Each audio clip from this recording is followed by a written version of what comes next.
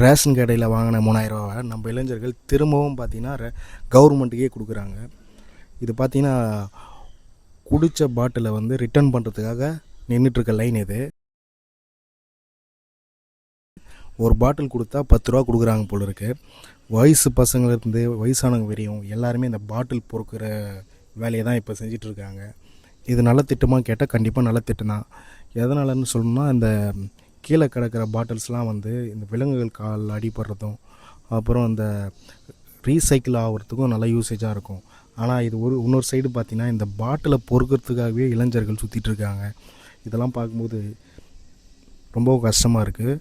இது தொடர்ச்சினா இளைஞர்கள் யாரும் வந்து ஒரு நல்ல வழியில் போக மாட்டாங்க. இந்த மாதிரி குடி போதை இந்த மாதிரி வழியில் தான் செல்வாங்க.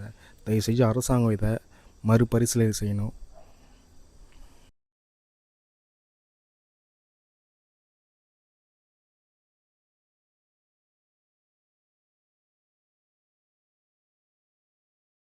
உடைய கையிலையும் பார்த்தீங்கன்னா 10-15 பாட்டிலோடு வந்து லைனில் நின்றுட்டுருக்கானுங்க. இந்த மாதிரி இன்சிடெண்ட் அடிக்கடி நடந்துகிட்ருக்கு. திருத்தணியில் பார்த்தீங்கன்னா அடிக்கடிக்கு ஏதாவது ஒரு இன்சிடெண்ட் நடக்குது.